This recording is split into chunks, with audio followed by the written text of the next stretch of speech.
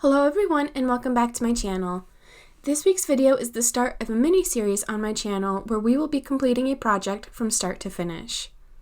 In this series, I'm going to teach you a really beginner-friendly drawing technique to get your drawing right every time.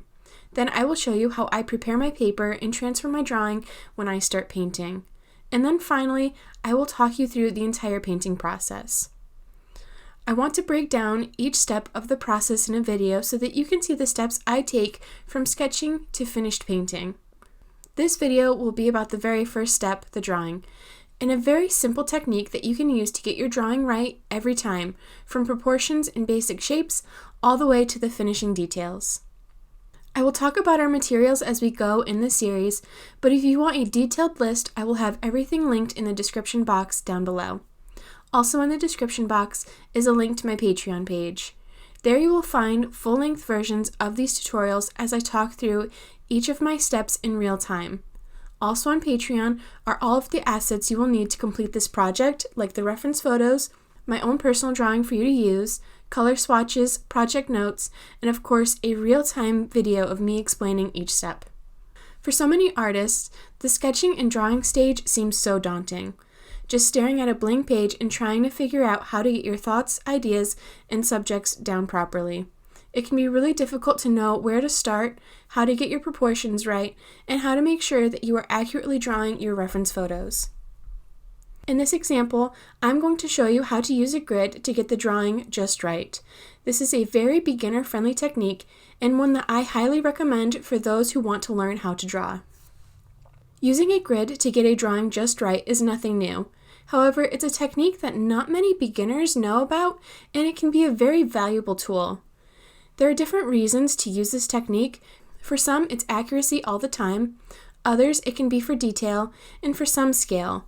I'm personally someone who will freehand most of my smaller drawings, but for larger pieces, I tend to use this technique. To get started, we will need to create a grid that corresponds to our reference photo. There are a few ways to apply a grid to a reference photo. There are apps, photo editing software, and even printing your photo and drawing a grid on top of it. I personally use an app and I will leave it linked down below. The most important part is making sure that the grid proportions or ratios are the same on both your reference photo and your drawing. This is important because the proportions are the size dimensions of your individual boxes and how they will scale up. You want your drawing grid to be sized up evenly to avoid any distortion. If you are someone using an app or a program of some kind, it should be pretty easy to find the measurements of your boxes somewhere.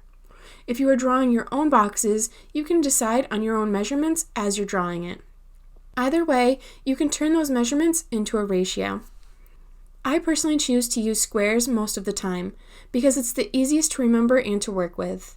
If your boxes are squares on your reference photo, this would commonly be considered a 1-to-1 ratio.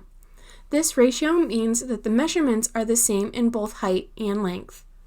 I personally like to stick with squares in most cases because they are easy to measure and to scale, and as long as you know your ratio and multiply it or divide it properly, your drawing grid will size up or down perfectly. This is the most important part of the process, so don't rush it. But once you have it figured out, you can use it to size your drawings from a postcard to a mural and any other size in between or beyond. After we have our grid on our reference and we know the grid ratio, we need to decide on our drawing size. When I'm deciding on my drawing size, I like to assign a measurement to my square.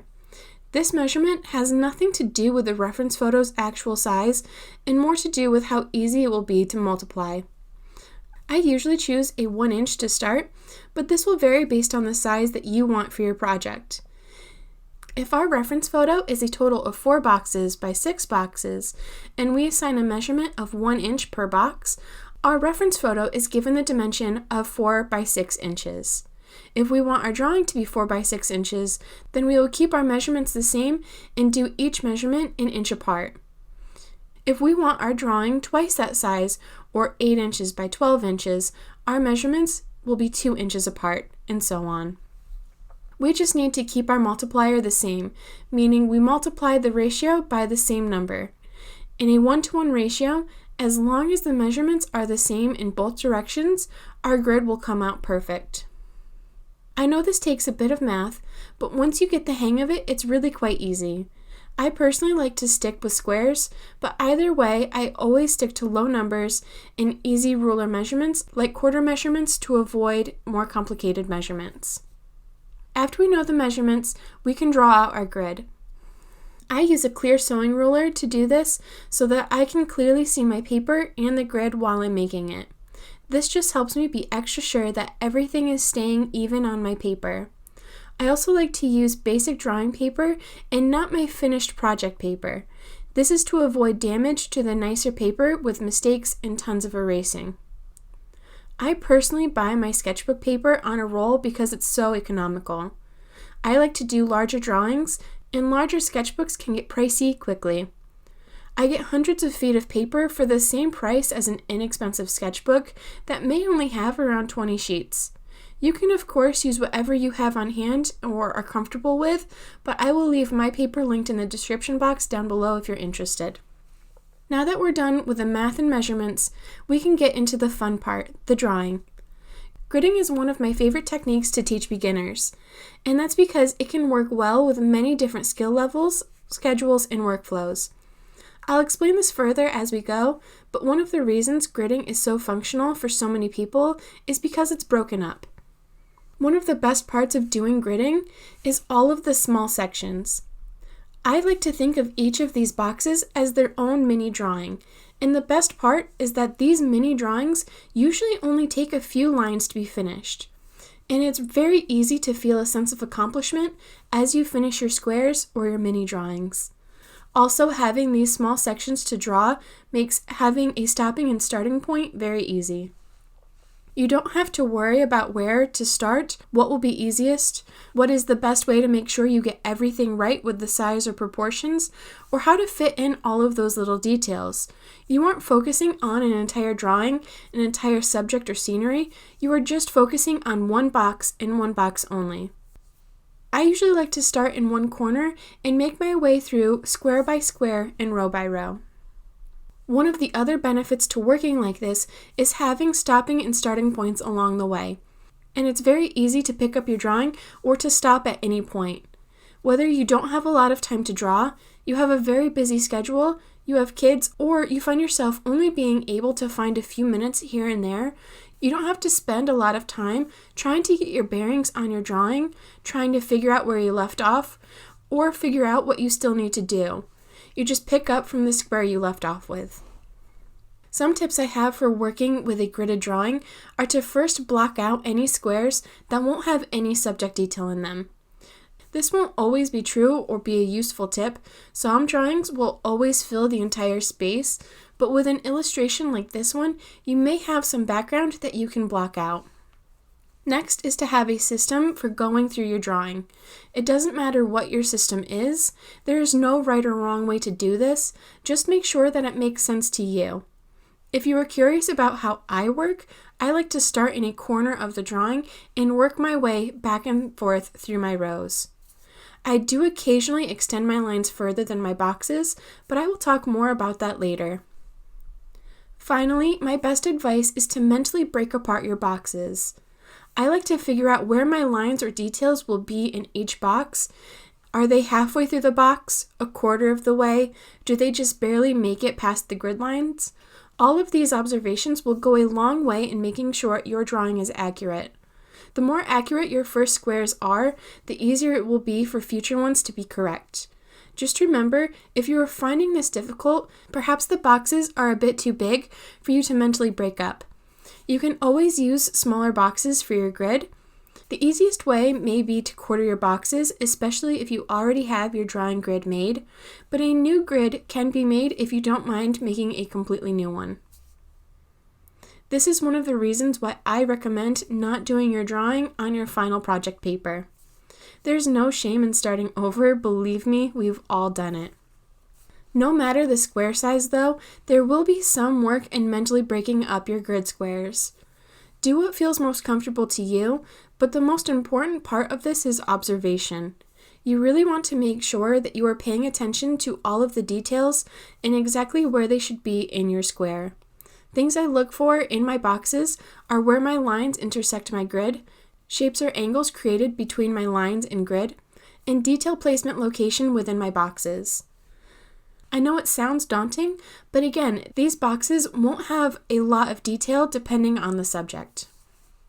Sometimes I find it helpful to extend my lines into another box if that helps me get the angle or shapes right. I try not to get sidetracked when doing this, meaning I don't like to bounce from square to square without having finished another. However, this is just a personal preference for me, and it should not dictate your own personal workflow. Another thing I like to do is work on the basics the first time I go through the sketch. I just want to get the shape down the first time. I still want this to be accurate, but I want the foundation to be good. The second pass is where I start to go through and double check my work, smooth out my lines, add small details, and finalize the drawing both in my squares and as a whole. Again, do what you feel best doing and also what works best with your own drawing. This is just how I like to work.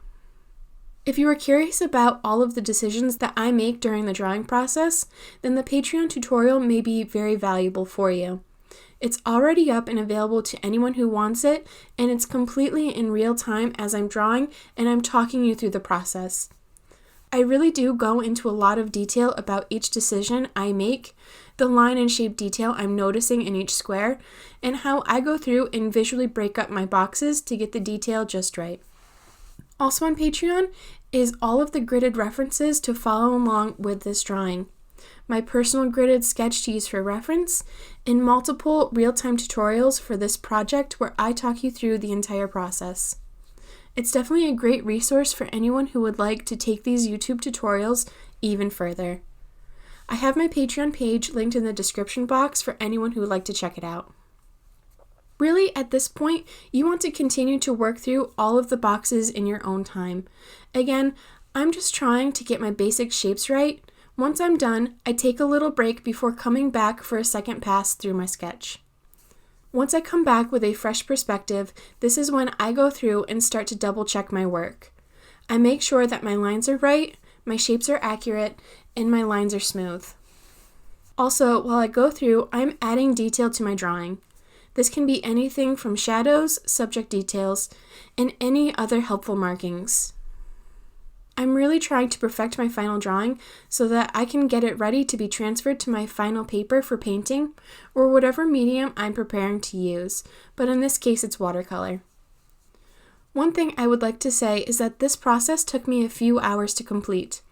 This is just something to keep in mind if you are watching this sped up and you are thinking that you should be getting your drawing done faster. Please move at your own pace and remember not to compare your speed or skill to anyone else. We are all at different points in our art practice, and we all have different styles and ways of working, none of which are right or wrong, just unique.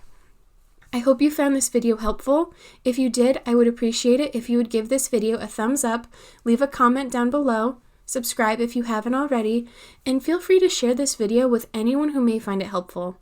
These are all free ways to support my channel, and they are extremely helpful. If you are someone who would like to have more in-depth tutorials, including everything you need to complete each painting, bonus content, access to polls to shape the content of this channel, or perhaps you would like to help financially support my channel, you can find my Patreon page linked in the description box down below, as well as other links to support my work. That is all for this video. Be on the lookout for the next video where I show you how to prepare your paper and transfer your drawing. I hope you are all having a wonderful day, and I will see you next week. Bye!